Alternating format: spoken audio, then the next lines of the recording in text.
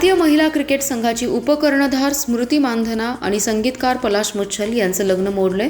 स्मृती मानधना आणि पलाश मुच्छल यांनी सोशल मीडियावर पोस्ट करत लग्न मोडल्याचं अधिकृतपणे जाहीर केलंय. सांगली येथे स्मृती मानधना हिचे लग्न काही मिनिटांवर असताना वडिलांना हार्ट अटॅक आला होता. त्यांना हॉस्पिटलमध्ये दाखल केलं. स्मृतीसाठी हा सर्वात मोठा धक्का होता. स्मृतीने त्यानंतर आपलं लग्न पुढे ढकललं, पण रविवारी अखेर स्मृतीने आपण या नात्यात कायम राहणार नसल्याचं सांगितलंय. स्मृतीसाठी हा वाईट काळ आहे, पण वाईट काळातही कसं सकारात्मक राहायचं हे स्मृतीकडून शिकायला हवंय. कारण लग्न मोडत असल्याची पोस्ट स्मृतीने केली, पण त्यामध्ये एक वाक्य असं लिहिलंय की सर्व चाहत्यांची मनं तिनं जिंकली आहेत. स्मृतीने आपल्या पोस्टमध्ये लिहिलं आहे की मला वाटते की आपल्या सर्वांचं एक ध्येय असतं आणि माझ्यासाठी ते ध्येय नेहमीच सर्वोच्च स्तरावर माझ्या देशाचे प्रतिनिधित्व करणं हेच राहिलंय. मला आशा आहे की मी भारतासाठी खेळत राहीन आणि देशासाठी बराच काळ ट्रॉफी जिंकत राहीन. स्मृतीने आपलं यावेळी लक्ष पुढे क्रिकेटवर केंद्रित करणार असल्याचं म्हटलंय. सर्वात महत्त्वाची गोष्ट म्हणजे ती या वाईट परिस्थितीमधून बाहेर पडल्याचं दिसते. आता देशासाठी ट्रॉफी जिंकण्याचा मानसही तिने व्यक्त केलाय. चाहत्यांना स्मृतीची ही गोष्ट सर्वात जास्त आवडली आहे, त्यामुळे चाहत्यांनी स्मृतीला चांगला प्रतिसादही यावेळी दिलाय. दरम्यान स्मृती मानधनाने वाईट काळ अनुभवलाय, पण तिने सकारात्मकता दाखवली आहे, त्यामुळे चाहते तिच्यावर खुश झालेत. महापालिका निवडणूक पुढील आठवड्यात जाहीर होण्याची शक्यता आहे, त्यामुळे राजकीय पक्ष सक्रिय झालेत. प्रदेश भाजपच्या सूचनेनुसार आज जिल्हा भाजपच्या कार्यालयात हे अर्ज इच्छुकांनी भरलेत. आमदार सुधीर गाडगीळ आणि आमदार सुरेश खाडे यांच्या कार्यालयात भरून घेतलेले अर्ज तसेच शहर जिल्हा कार्यालयात गोळा केलेले अर्ज असे एकूण सुमारे 570 इच्छुकांचे अर्ज भाजपकडे आलेत. हे अर्ज उद्या प्रदेश भाजपकडे पाठवण्यात येणार आहेत. महापालिका क्षेत्रात भाजपकडून इच्छुकांची संख्या मोठी आहे. एकूण 20 प्रभागातून 78 सदस्य निवडून येणार आहेत. मात्र इच्छुकांची संख्या मोठी असल्याने भाजपने सर्व इच्छुकांचे अर्ज मागवून घेतलेत. 2 पानी अर्जात इच्छुकांची सर्व वैयक्तिक माहिती, त्याचा प्रभाग, प्रवर्ग, शिक्षण, मतदार यादीतील बूथ क्रमांक, अनुक्रमांक, पक्षातील पद, यापूर्वी निवडणूक लढवली आहे का, सामाजिक क्षेत्रातील काम आदी सर्व माहिती या अर्जात भरून घेण्यात आली आहे. सांगलीत आमदार सुधीर गाडगीळ यांच्या कार्यालयात तर मिरजेत आमदार सुरेश खाडे यांच्या कार्यालयातून इच्छुकांनी अर्ज घेऊन ते भरून दिलेत. तसेच आज स्फूर्ती चौकातील भाजपच्या शहर जिल्हा कार्यालयातही इच्छुकांकडून अर्ज भरून घेण्यात आलेत. यात सांगलीतून सुमारे 400 तर मिरजेतून सुमारे 170 अर्ज आलेत.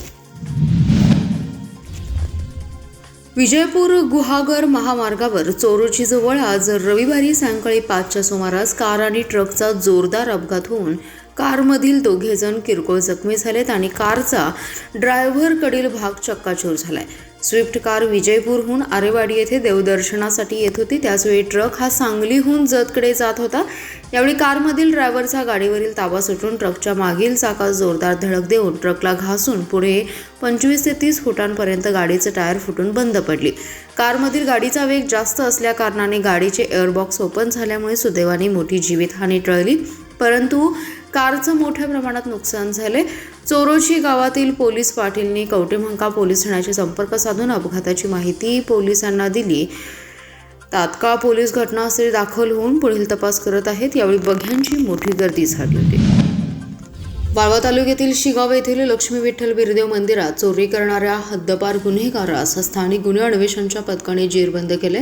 त्याच्याकडून चोरीतील 60,410 रुपयांचा ऐवज हस्तगत करण्यात आलाय. प्रकाश जगन्नाथ सदामते असं चोरट्याचं नाव आहे.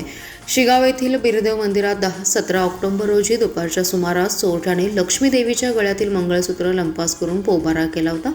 याबाबत आष्टा पोलीस ठाण्यात पांडुरंग किसन गावडे यांनी फिर्याद दिली होती. स्थानिक गुन्हे अन्वेषणचं पथक गस्त घालत असताना ईश्वरपूर विभागामध्ये पोलीस अंमलदार अभिजित ठाणेकर आणि सूरज थोरात यांना मिरजवाडी येथे एक जण चोरीतील दागिने विक्रीसाठी येणार असल्याची माहिती मिळाली.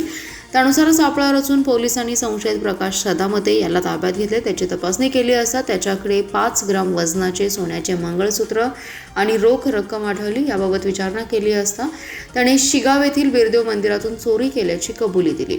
संशयित प्रकाश सदामते यास अभिलेखावरील गुन्हेगार असून त्याच्यावर पलूस आणि चिंचणी वांगे पोलीस ठाण्यात गुन्हे दाखल आहेत. कडेगावच्या उपविभागीय दंडाधिकाऱ्यांनी त्यास ऑगस्ट 2025 रोजी सांगली आणि सातारा जिल्ह्यातून 2 वर्षांकरिता हद्दपार केले.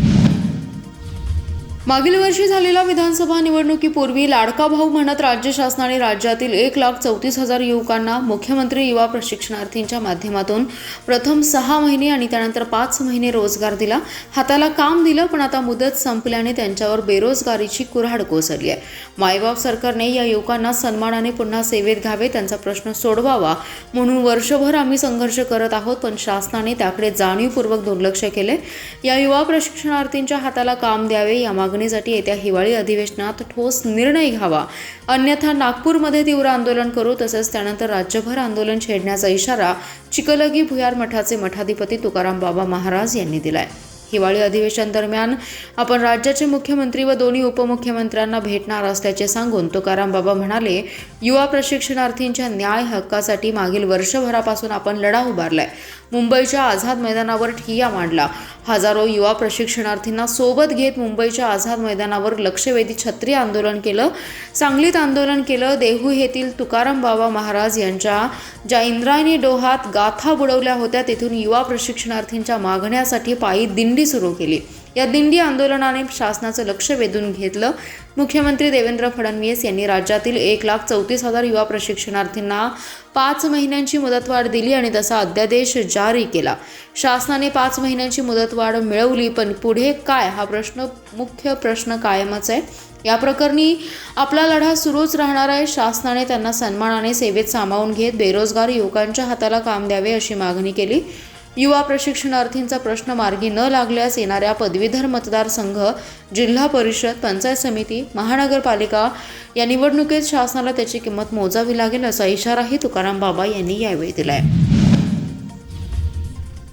भावी पिढीला अग्निसुरक्षेचं ज्ञान मिळण्यासाठी महापालिकेने शाळा महाविद्यालयात जाऊन अग्निशामक विभागाने प्रात्यक्षिक सुरू केले. येथील आप्पासाहेब बिरनाळे पब्लिक स्कूल आणि सुपर इंग्लिश मीडियम स्कूल या शाळेत 400 विद्यार्थ्यांना अग्निशमन दलाने विशेष प्रशिक्षण आणि जनजागृतीचे धडे दिले. आयुक्त सत्यम गांधी यांनी हे विशेष जागृती अभियान उपक्रम सुरू केले. यामध्ये अग्निशमन यंत्र वापराचे प्रत्यक्ष प्रशिक्षण, अग्निशमन यंत्र ओळखणे, निवडणे आणि आपत्कालीन प्रसंगी कसा वापर करावा, आग लागल्यास तात्काळ कोणती प्राथमिक यंत्रणा राबवावी याबाबतची माहिती विद्यार्थ्यांना देण्यात आली आहे. अग्निसुरक्षा ही प्रत्येकाची सामूहिक जबाबदारी आहे. विद्यार्थ्यांना सुरक्षा संस्कार देणे म्हणजे शहराच्या सुरक्षित भवितव्यासाठी केलेली सर्वात महत्त्वपूर्ण गुंतवणूक आहे. त्यांच्या मार्गदर्शनानुसार शहरातील सर्व शैक्षणिक संस्थांमध्ये अशा प्रशिक्षण सत्रांचे टप्प्याटप्प्याने आयोजित करण्यात येणार आहे. जत तालुक्यातील बिळूर येथे प्रवचनात लिंगायत समाजाच्या धार्मिक भावना दुखावल्याबद्दल कन्हेरी मठाचे अदृश्य काळसिद्धेश्वर स्वामींवर जत पोलीस ठाण्यात गुन्हा दाखल करण्यात आलाय. या प्रकरणी पोलीस ठाण्यात शंकर गौंड, शिवन गौंड बिरादार यांनी बसवण्ण पोलीस ठाण्यात फिर्याद दिली असून ती 0ने जत पोलीस ठाण्यात दाखल केली आहे. आरोपी अदृश्य काळसिद्धेश्वर स्वामीजी यांनी 9 नोव्हेंबर रोजी जत तालुक्यातील बिळूर विरक्त मठाच्या सार्वजनिक कार्यक्रमात लिंगायत समाजाच्या लोकांमध्ये द्वेष भावना पेरण्याच्या उद्देशाने तसेच समाजाच्या एकोप्याला धक्का आणणारं कृत्य केले. तसेच त्यांनी उद्देशपूर्वक समाजामध्ये शांती एकोप्यास धक्का पोहोचवण्यासाठी प्रवचन दिलेलं आहे. अशा प्रवचनामुळे लिंगायत समाज बांधवांना धक्का बसून त्यांच्या भावना दुखावलेल्या आहेत असं फिर्यादीत म्हटले. जत पोलीस ठाण्यात शनिवारी रात्री उशिरा गुन्हा दाखल करण्यात आलाय. वाळवे तालुक्यातील पठ्ठे बापूराव विद्यालयात वार्षिक क्रीडा उत्साहात संपन्न झाल्या. या स्पर्धेचं उद्घाटन विद्याविकास मंडळ संस्थेचे संचालक संपतराव मोरे यांच्या हस्ते झाले. सांघिक खेळामध्ये खो खो, कबड्डी, लंगडी, व्हॉलीबॉल इत्यादी स्पर्धा झाल्या, तर वैयक्तिक क्रीडा प्रकारात लांब उडी, उंच उडी, गोळाफेक, 100 मीटर धावणे, 400 मीटर धावणे या स्पर्धा संपन्न झाल्या. फनी गेम्स या प्रकारात संगीत खुर्ची, डोळे बांधून मडकी फोडणे, पोत्यात पाय घालून उड्या मारणे इत्यादी खेळ झाले. स्पर्धेच्या उद्घाटन प्रसंगी प्रशासन अधिकारी बाळासाहेब वाकळे, मुख्याध्यापक विजय भोसले, क्रीडा विभाग प्रमुख सुनीता बाळासाहेब वाकळे, KL खरमाटे, अंजना शिंदे, PV कुलकर्णी, संदीप कांबळे, वर्षा काकडे, धनश्री कासार, अमोल पोवार, मनोज भोये, सौ पद्मजा फसाले इत्यादी उपस्थित होते.